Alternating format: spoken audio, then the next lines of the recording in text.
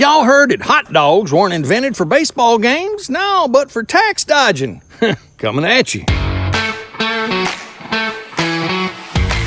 Well, howdy, y'all. Today we're going to talk about America's favorite ballpark food, but here's the kicker. Hot dogs weren't created for baseball at all. Back in the 1860s, German immigrants brought over their Downhome sausages to dodge high meat taxes. See, whole cuts of meat were taxed heavy, but if you ground up Mr. Meat in a casing, well, tax loophole, baby. Those clever Germans figured out how to turn scraps into cash while Uncle Sam scratched his head. By the time baseball caught on, hot dogs were already America's favorite. What's really in this thing meal? So next time you're at the ballpark, remember, you ain't just eating a hot dog. Well, you're celebrating good old American tax avoidance. And speaking of hot dogs, today's National Chili Dog Day. Now, the chili dog was born right here in the South when a feller in Texas back in 1920 thought, you know what this German sausage needs? What? Some good old Texas chili. And the result, pure American genius wrapped in a bun. Fun fact, the longest chili dog ever made was 668 feet long in Oklahoma. Woo, that's longer than 2 football fields.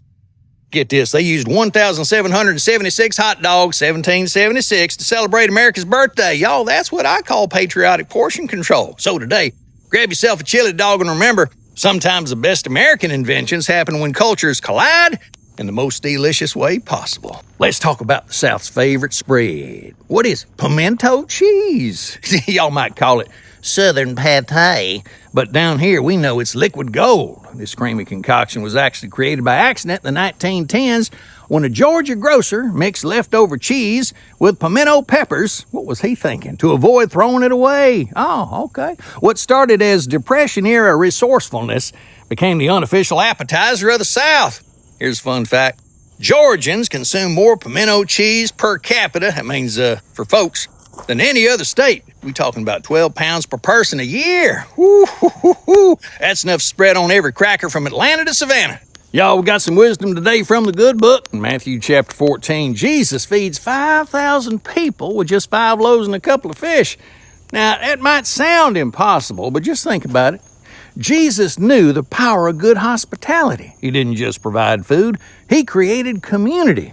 When folks are hungry, you don't ask questions, you just start passing plates. That miracle wasn't just about multiplication, it was about Southern hospitality on a biblical scale. Jesus is basically saying, y'all come eat.